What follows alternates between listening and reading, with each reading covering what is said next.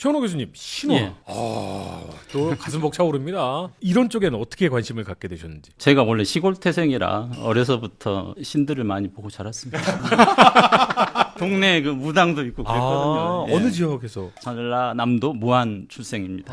야, 무진장. 거기는 아니고요. 아니에요? 그 전라북도입니다. 그건 전라북도예요. 목포 옆에 무안. 낙지의 무한. 우리 최 교수님 이제- 저도 무한입니다. 아 그렇습니까? 아유, 반갑습니다. 자, 오늘도 재밌는 이야기 부탁드리겠습니다. 나잉주 교수님, 네네. 일본을 보면 요괴가 참 많습니다. 우리나라에 비해서 일본은 왜 이렇게 요괴가 많은 거예요? 누누이 말씀드리지만은 일본은 역시 자연재해가 많은 나라이기 때문에 그게 첫 번째라고 생각되고 모든 자연 현상 자체가 신들이고 또 신의 이제 다른 모습들이 요괴로 나타나는 거고 또 하나는 이제 다양성이라고 하는 측면에서는 산이 많은 나라거든요. 물론 우리나라도 이제 국토 면적이 70% 운운하지만은 산의 내용이 다르죠. 높이가 엄청 높아요. 우선 나무가 빽빽이 쌓여 있는 높은 산들이 일본은 훨씬 많거든요. 그래서 커뮤니티 공동체 자체가 산 간에 이루어진 마을 자체가 훨씬 더 많기 때문에 산 속에 있는 마을 속에서 이 모든 세계가 완결되기 때문에 그 속에서 모든 신들도 나오고 그러니까 그 신들이 전부 이제 전국적으로 모이다 보면은 엄청난 많은 수가 됐어요. 근데 에도 시대의 요괴 도감이라고 하는 이런 책자가 이제 나와서 네. 물론 그 전에 이제 역사를 거슬러 올라가면은 백기야행 수많은 오니들이 밤에 돌아다닌다고 하는 이런 것들은 이제 고대의 문헌에서부터 나오는데 그런 게 나중에 이제 에도 시대 정도 되면은 그림으로 그려지거든요. 그 요괴 도감 보면은 한 50종류의 괴상한 요괴들이 나오는 거죠. 그게 또 이제 우키요의 그 육피라 유명한 화가들에 의해서 그려지게 되고 그 후대로 가면 이제 요괴 도감에 600종류의 요괴의 모습이 나오니까 인간이 상상할 수 있는 모든 게 다 요괴의 모습으로 나타난다고 할 수 있겠죠. 근데 요괴라고 하는 일본에서는 오니. 네. 아마 요즘에 분들께서는 애니메이션 많이 보셨기 때문에 오니 하면 이제 흡혈귀 뭐 이런 게 떠오를 수도 있는데 이걸 우리 생각의 괴물이라고 표현하면 맞는 거예요? 아니면 일본 사람들이 생각하는 오니,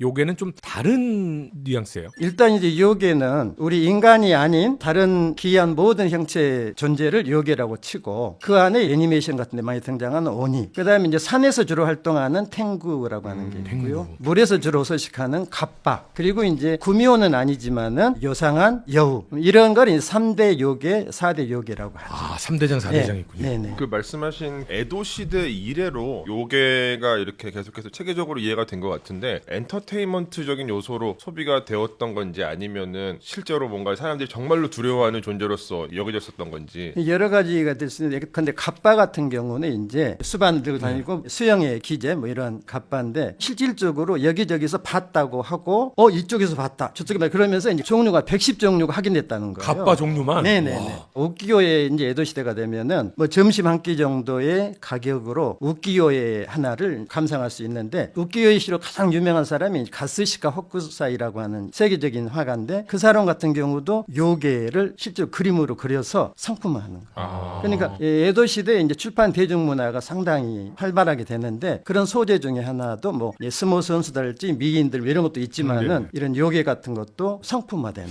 그러니까 그 흐름이 귀멸의 칼날이나 뭐 요즘에 또 인기 계속 많은 주술회전이나 뭐 나침의 운장 이런 애니메이션에서 요괴들이 계속 등장하는 것을 전신이라고 그렇죠. 할 수 있겠네요. 일본 사람들은 자연스럽게 받아들이는 거죠. 할아버지 때부터 그런 것들 보고 얘기 들어왔던 것들이 갑바는 이제 좀 약간 친구 같은 느낌도 그렇죠. 있어요. 너무 일상화되어 있으니까. 근데 저 한 가지 궁금한 게 한국이나 중국에서는 사실 일본만큼 그렇게 요괴에 관한 이야기가 막 이렇게 널리 유통되거나 체계화된 것 같지 않은데 꼭 그 자연 현상 때문이라고 이해하면 될까요? 자연 현상 플러스 이제 종교적인 게 큰데 중국이나 우리나라 같은 경우는 이제 고려 시대하고 고려 시대 이후하고 전혀 가치관이 다르잖아요. 불교적인 세계관에서 유교적인 세계관으로 바뀌었는데 상대적으로 일본 같은 경우는 유교가 생활을 규율하는 그런 룰로서는 거의 의미가 없거든요. 물론 이제 국가에 충성하고 부모의 효도 이런 이데올로기로서 작용을 하는데 일반 서민들한테 유교가 어떤 커다란 규제 요인을 작용을 않기 때문에 상대적으로 우리 삼국사기하고 삼국유사의 차이라고 할 수 있어요. 삼국사기 속에서는 드라이한 얘기밖에 없잖아요. 삼국유사는 훨씬 이 불교적인 세계관, 종교적인 세계관이 가미되니까 여러 가지 설화도 나오는데 그런 요소들이 일본은 훨씬 더 많다고 할 수 있는 거죠.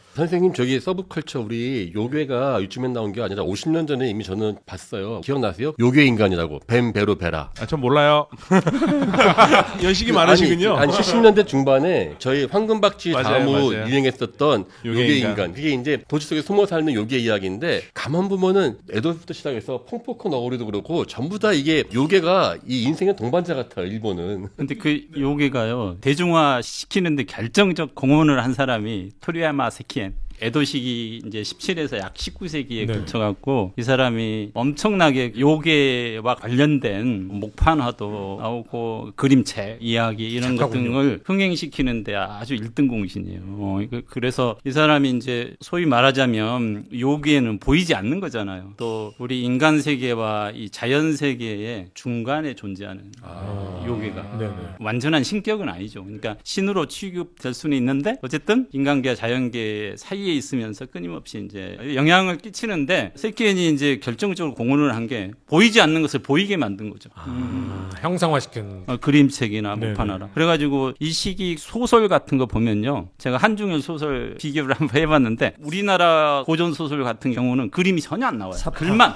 사파 같은. 글만. 그리고 이제 중국 같은 경우는 명나라 때나 가서야 이제 목판화 조금씩 나오고 그러는데 일본은 이 시기부터 이게 소설인지 만화책인지 분간이 안 될 그림이 많이 정도로 들어가 있군요. 예, 그러니까 17세기부터 시작되는 거예요. 그러니까 이게 이제 근대 현대까지 이어져서 일본의 애니메이션 의 문화 이게 있었다고 봐야죠. 예. 지금 이제 17세기 말씀하시는데 사실은 역사적으로 하면은 애막기, 그림 두루마리 그렇죠. 그림 그리고 이제 모든 신사나 절에서 자기 신사가 이렇게 효험이 있다 아니면 우리 절에 오면은 이런 복이 온다는 걸 보여주기 네네. 위해서 말로나 글로는 한계가 있으니까 가장 직접적인 거는 시각화잖아요. 그래서 절의 역사를 연기,演기라고 하는데 모든 절마다 자기 절의 역사를 그림으로 그려가지고 꼬맹이들부터 보여주는 거예요. 그래서 말 그대로 삼척동자도 보면은 느낄 수 있도록 그림 보면서 나 저리 가면은 뭐 떡이 나온다 아무튼 뭐 친구를 만나 이런 느낌을 줄 수 있도록 하는 게 역사적으로 하면 상당히 오래됐습니다. 일본 애니메이션의 시작은 절이군요.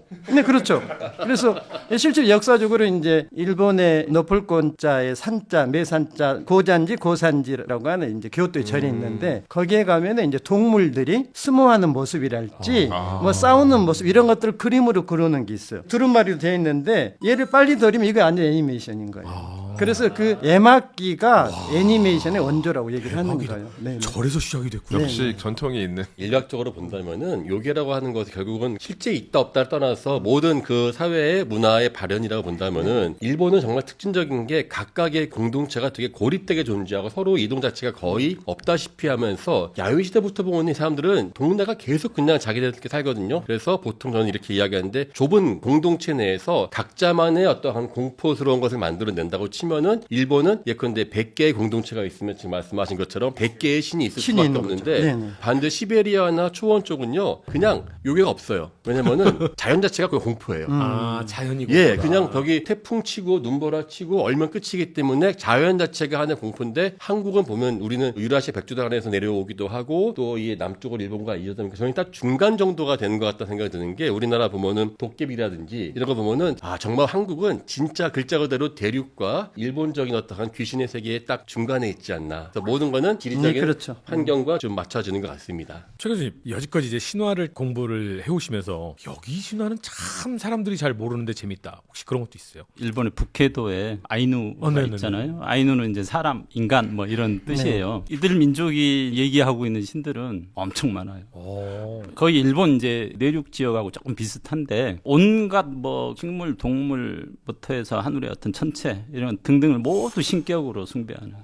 오히려 제가 보기에는 일본 내륙보다도 더 다양한 어떤 정령, 신 이런 것들이 더 많이 얘기되는 곳이 아이누다. 뭐 이렇게 볼 수 있을 것 같아요. 근데 갑자기 그렇게 따지면 우리도요. 예. 지금의 사람들이 많이 몰라서 그렇지 부엌신, 화장실신, 안방신, 사랑방신 뭐 이렇게 우리나라도 그렇게 있지 않았나요? 지금도 있죠. 집 안에서 모시는 신이 있고 집 바깥에 모시는 신이 있고 동네에서 모시는 신이 있고 종류별로 여러 가지가 있죠. 일본은 지금 3대장, 4대장 있지 않습니까? 한반도의 3대장 뭐 하면 일본이나 중국에서는 그 몇 대 신 뭐 이런 식의 뭐 몇 대 전설 이걸 많이 얘기하는 것 같은데 우리나라에서는 그렇게 얘기하지는 그만큼 않는 것 유명하지. 같아요. 그만큼 다양성이랄지 종류는 조금 유한적이라고 할 수 있죠. 근데 사실 저는 최원호 교수님을 제가 사실은 논문으로 많이 이용했었는데 네. 주몽신화에 대해서 되게 재밌는 그래, 해석을 그거 하셨던 읽으셨어요? 거. 저는 깜짝 놀란 게 제가 글 쓰는 게 있는데 지지난주에 선생님 글을 쓰고 인용하고 나는데 딱 저작권 야. 예, 너무 정말 영광입니다. 주몽신화에 대해서 아주 재밌는 해석을 하셨어요. 주몽신화 알려주세요.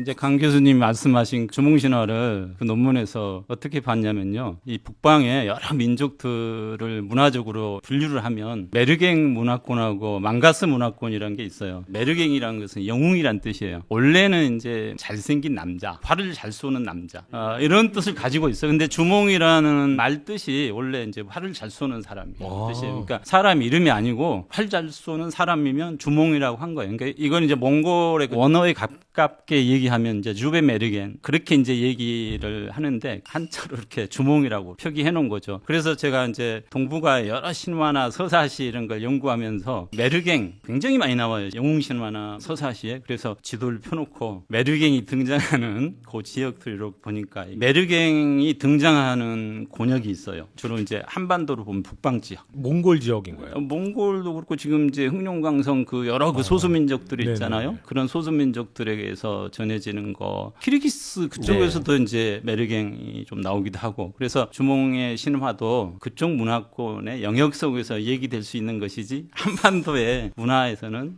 얘기되기가 좀 어렵다. 신라도 본인들을 북에서 내려온 흉노의 후예라고 했으니까 북방 민족의 활 잘 쏘는 민족의 어떤 신화가 계속해서 한반도를 좀 타고 흐르는 거 아닙니까? 근데 신라에서는 유감스럽게 그런 요소는 확인이 안 됩니다. 그냥 그 왕의 말만 있는 거고. 그러니까 이게 우리는 보통 사람이 어디에 전래됐다 하면은 사실 흔적 거의 안 남는데 전 그 글 보고 인상 깊었던 게 사람은 없어져도 이야기는 남는구나. 그러니까 이야기가 전해주는 숨겨진 사람들의 관계 이런 것을 제가 봤었습니다. 강 교수님 얘기 조금 더 보탬이 네네. 돼서 하자면 여러 문화권의 이름이 고루 퍼져 있어야 빨리 안 없어지거든요. 어느 한 국가나 민족만 그걸 유지하고 있으면 쉽게 없어질 수 있죠. 근데 이건 이제 큰 권역 내에서 전승돼 오니까 지금까지 이제 남아 있는 거고 아까 말씀드린 망구스가 있어야 돼요. 메르갱이 있으려면. 망구스란 것은 뭐냐면요. 그냥 우리나라 말로 번역한 악마? 네, 망구스라 그래요. 망구스. 그래서 악마 퇴치 메르갱. 영웅이 일을 하려면 망구스를 퇴치를 해야 돼요. 네네. 근데 이게 재미있는 게 망구스가 아까 이제 자연재해 말씀하셨는데 자연재해를 형성화하기도 하고요. 그리고 인접 지역에 있는 아주 적의 우두머리 네네. 정도 이런 사람들도 망구스다 이렇게 얘기하기도 하죠. 그래서 영웅이 이제 주로 그런 망구스를 처치하는 소위 그 원정 여행을 떠나죠. 메르갱이 있으려면 망구스가 같이 있어야 돼요. 네. 그건 요즘 사회도 마찬가지 아닌가요? 대립이 되려면은 혼자 있어 갖고는 안 되잖아요. 그렇죠. 그러니까 내가 영웅 노릇을 하려면 분명히 그에 걸맞는 적이 있어야 돼요. 그렇죠. 망구스 같은 놈이 있어야 돼요. 미국 전쟁이 저 그런 거 보지 아닌가요? 마세요. 왜 저를 봐요? 갑자기 이란 전쟁이 떠올랐어요. 이란 전쟁이 좀 그런 거죠. 예전에 부시가 실제 그런 악마 얘기도 한 하고 거죠. 그랬어요. 악마라고. 이라크를 네. 망구스로 만든 거죠. 예, 그러니까 옛날 그 영웅서사시의 모습이에요, 그게. 그럼 주몽 때는 뭐가 망구스예요? 그 송양이라든지 이런 주변에 이제 정복해야 적들. 될 족속들이죠. 그럼 주몽은 그 투르크어 계통입니까? 아니면 만주어 계통입니까? 몽골 쪽. 몽골 쪽. 예, 예. 그러니까 그 당시에는 몽골 투르크가 비슷하게 섞여 있어서 그 추모왕이라 나와서 그게 뭐 투맨이라고 하면서 뭐 활 잘 쏘는 사람으로 이어진다라고 하는데 그것까지 제가 저도 언어학적인 게 못 되겠지만 적어도 고구려는요 그 활 쏘는 기술도 전부 다 흉노 계통에서 오거든요. 그러니까 흉노에서 지금 말씀하셨던 메르겐 신화가 전체 있는 곳 실제로 고고학적으로는 흉노 계통에 발달된 쫙 늘어나는 화살 있지 않습니까? 예. 복합궁이라고 하는 거. 그건 이어지고 화살 쪽이 이어진 때와 정확히 일치해서 아마 그 기술들을 전래해주면서 같이 그러한 이야기도 간 게 아닌가 싶어요. 주몽이 한참 인기 있었을 때 이란에 가면 무조건 저는 주몽입니다. 주몽. 잘생겨서 그런가요? 그냥 한국 남자 보면 주몽, 그 여자는 수선우 그래요. 수선우.